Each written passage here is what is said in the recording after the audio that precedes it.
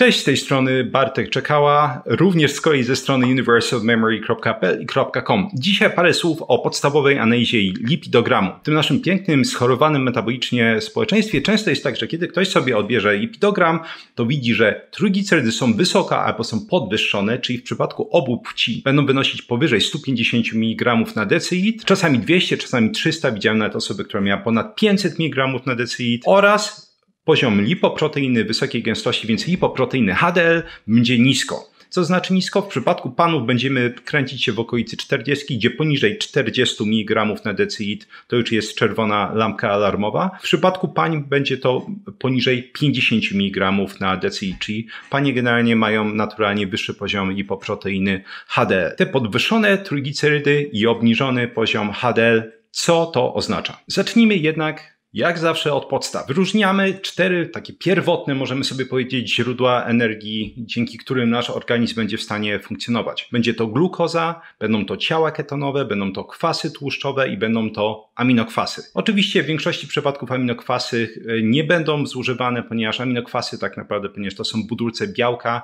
będą zawsze oszczędzane. Organizm nie chce przepalać naszego białka, naszych mięśni, ponieważ one są potrzebne do funkcjonowania, poruszania się. Serce jest oczywiście mięśniem, tym samym to jest zawsze oszczędzane. W praktyce tak naprawdę więc będziemy bazować na ciałach ketonowych, kwasach tłuszczowych i glukozie. Natomiast oczywiście, jeśli chodzi o podstawowe badania, które sobie robimy, będziemy badać poziom dwóch tych substratów energetycznych, czyli właśnie naszych źródeł energii. Będziemy badać sobie poziom glukozy i będziemy badać sobie poziom kwasów tłuszczowych w formie właśnie badania poziomu trójglicerydów w lipidogramie. Trójglicerydy będą początkowo transportowane po organizmie przy pomocy dwóch takich lipoprotein. Pierwsze lipoproteiny to będą chylomikrony, czyli tak naprawdę największe lipoproteiny w naszym organizmie. One mają mniej więcej 75 do 600 nanometrów, gdzie dla porównania te nasze popularne lipoproteiny LDL mają mniej więcej 22 do 28 nanometrów, więc chylomikrony są dużo większe. Chylomikrony, one będą powstawać w wyściółku jej, to one będą transportować kwasy tłuszczowe, więc trójglicerydy z diety. To, co my sobie zjemy, tak, i będziemy tam przetwarzać, będziemy wchłaniać sobie w jelitach, chylomikrony będą to transportować. Druga lipoproteina, z kolei lipoproteina VLDL, czyli lipoproteina o bardzo niskiej gęstości,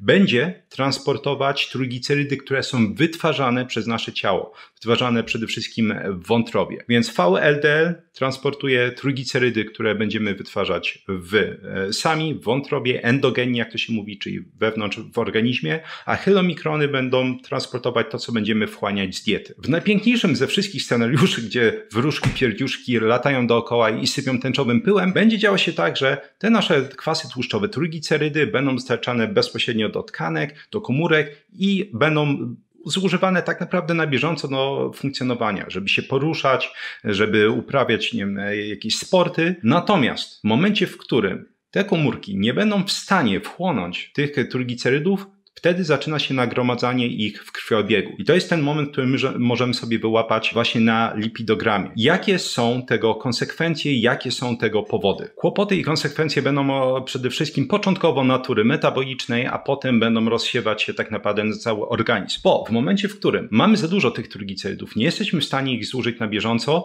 to organizm musi gdzieś się upchać. My nie chcemy mieć dużego poziomu ani glukozy w krwiobiegu, ani trójglicerydów. Jest to bardzo niekorzystne dla ogólnie ścian, tętnic, dla ścian żył, czy ogólnie mówiąc ścian naczyń krwionośnych. Co więc się dzieje? Organizm sobie wykombinowuje wtedy, jest za dużo tych trójglicerydów, trzeba je gdzieś upchać, więc upycha je w komórkach tłuszczowych. I wtedy dochodzi do dwóch rzeczy. Po pierwsze, jeśli początkowo te komórki są zdrowe, komórki tłuszczowe zwyczajnie, które będą ładnie funkcjonować, są dosyć małe. Natomiast dysfunkcjonalne komórki tłuszczowe, czyli tak zwane adipocyty, są z kolei duże. Więc w momencie, w którym tych trójglicerydów jest za dużo w krwiobiegu, to organizm zaczyna upychać je dalej w adipocyty i dochodzi do hipertrofii adipocytów. Jak to się ładnie nazywa, to znaczy te adipocyty właśnie zaczynają być coraz większe i tym samym coraz bardziej dysfunkcjonalne. W dalszej kolejności, kiedy te adipocyty są już wypełnione do granic możliwości i dalej te trójglicerydy są w krwiobiegu i organizm nie może sobie z tym poradzić, to zaczyna z kolei, uwaga, się proces adipogenezy, czyli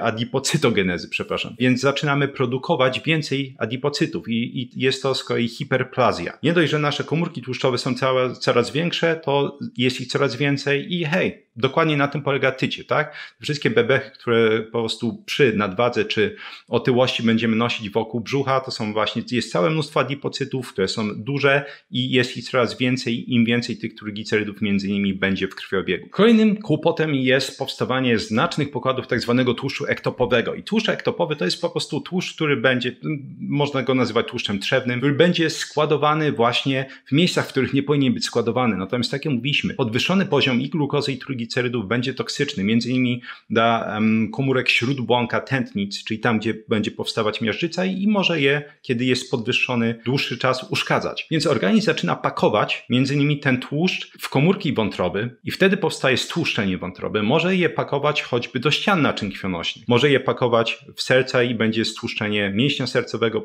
będą powstawać złogi właśnie tłuszczowe w naczyniach krwionośnych. Organizm po prostu radzi sobie z tym, powiedzmy, naszym fatalnym stanem zdrowia, jak może, żeby odwlec negatywne konsekwencje jak najdłużej. Oczywiście najczęściej będzie to trwało parę lat, czasami może trwać paręnaście lat. W skrajnych przypadkach, jeśli ktoś ma szczęście, między innymi odporność, nazwijmy to genetyczną, odpowiednią składnię genetyczną, może to nawet trwać parę dekad, ale dojdziemy do stanu insulinooporności, ponieważ te komórki tłuszczowe będą również składowane w mięśniach, upośledzając ich funkcję przepalania substratów energii, takich jak właśnie glukoza i kwasy tłuszczowe i z czasem po tej insulinooporności pojawia się cukrzyca typu 2 i tutaj już mamy oczywiście całe spektrum różnego rodzaju ryzyk. Dużo większe ryzyko wystąpienia nowotworów różnego rodzaju, m.in. raka piersi, raka okrężnicy, raka jajników. Będziemy mieć dużo większe ryzyko chorób układu sercowo-naczyniowego, od wylewów poprzez miażdżycę. Będziemy mieć również dużo większe ryzyko tak naprawdę całego mnóstwa chorób, choćby uszkodzenia nerek. Żeby było jasne,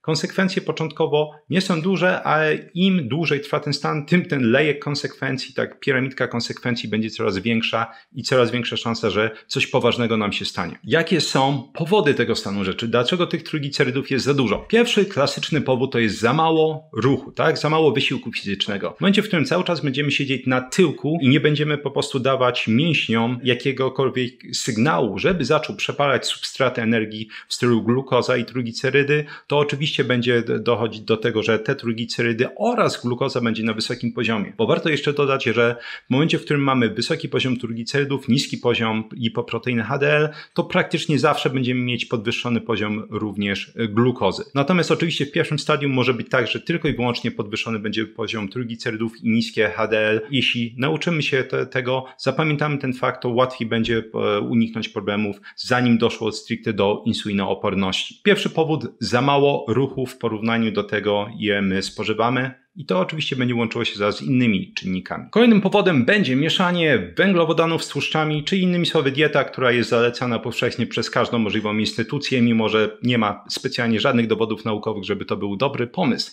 Poza epidemiologią oczywiście. Więc w momencie, w którym będziemy mieszać te nasze paliwa, więc glukozę z kwasami tłuszczowymi, będzie dochodziło do blokowania czy inhibicji procesu, który nazywa się lipoliza. Dosłownie jest to tak naprawdę rozpuszczanie, rozkładanie lipidów, mówiąc kolokwialnie tłuszczu. Więc im wyższy poziom insuliny, tym wyższy poziom blokowania lipolizy. To blokowanie lipolizy będzie się brało z hamowania aktywności enzymu, który się nazywa lipaza lipoproteinowa. Jest wiele różnego rodzaju lipaz, gdzie ta aza znaczy właśnie coś, co będzie rozkładać, czyli lipaza, coś, co rozkłada lipidy. Im wyższy poziom insuliny, tym większe blokowanie aktywności lipazy lipoproteinowej. I ta lipaza lipoproteinowa ma to do siebie, że ona będzie hydrolizować te kwasy tłuszczowe w tych cząsteczkach, o których mówiliśmy, chylomikronach i cząsteczkach VLDL i będzie umożliwiać ich wejście do komórek, będzie umożliwiać ich wejście do tkanek. Jeśli będziemy blokować aktywność tej lipazy lipoproteinowej, to organizm, choćby chciał, to nie jest po prostu w stanie skutecznie wpychać trójglicerydów do komórek, żeby one mogły spożytkować właśnie te trójglicerydy jako substrat energii. Więc powód numer 2, mieszanie węglowodanów z tłuszczami. Powód numer 3.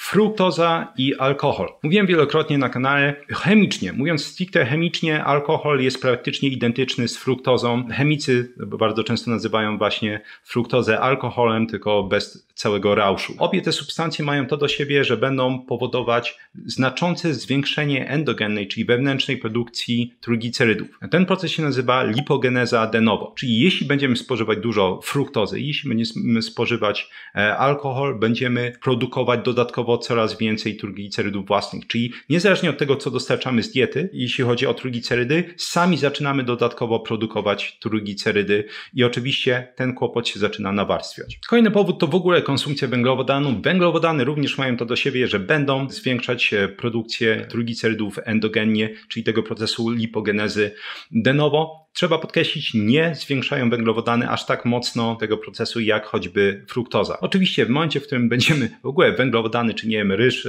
wsuwać z owocami i zapije to alkoholem, to jest Armagedon, jeśli chodzi o poziom trójglicerydów. Warto jako ciekawostkę wspomnieć, że niektóre osoby po prostu będą rzeczywiście w ogóle naturalnie produkować więcej trójglicerydów. Zdarza się to rzadko, ale mamy zawsze do czynienia tutaj z jakimś czynnikiem genetycznym.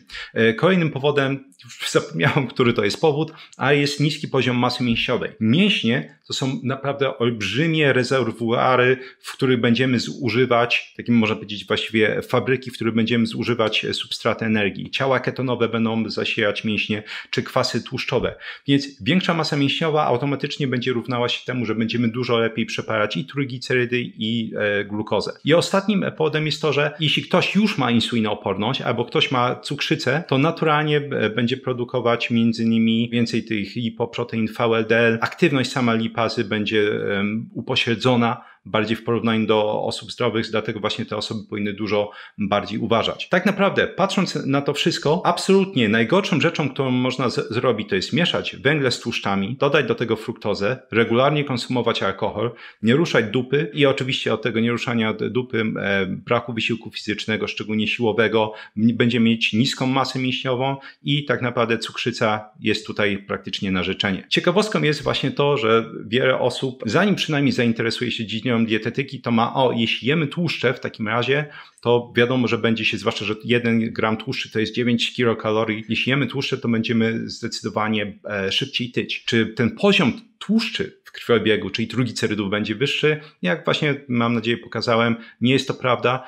Niski poziom trójglicerydów bardzo łatwo utrzymywać właśnie między innymi ograniczając albo wycinając węglowodany, fruktozę, oczywiście alkohol, ruszając się częściej i tym podobne. Jeśli wykryłeś u siebie albo u kogoś ze swoich bliskich właśnie takie wyniki, to oczywiście polecam wziąć się za siebie, ale też zrobić potencjalnie dalszą diagnostykę. Tutaj w tym filmiku na przykład pokazuję, jak na podstawie enzymów wątrobowych ASAT-u i ALAT-u zbadać potencjalnie, czy mamy do czynienia już ze stłuszczeniem wątroby. Z kolei na tej liście będzie wymienione, znowu tutaj, na tej liście będą wymienione badania profilaktyczne, które można zrobić, żeby ogólnie zbadać stan swojego organizmu. Dzięki piękne za wysłanie tego odcinka. Jak zawsze pytajcie, jeśli macie jakieś pytania w komentarzach, wszystkie uwagi, osobiste anegdotki, historie poprawy stanu swojego zdrowia albo pogorszenia są mile widziane. Jak zawsze polecam serdecznie swoje flagowe kursy, kurs Vocabulary Labs, czyli laboratoria językowe, gdzie pokazuję, jak samodzielnie nauczyć się dowolnego języka od A do Z, żeby nie wydawać non-stop pieniędzy na różnego rodzaju aplikacje, fiszki, podręczniki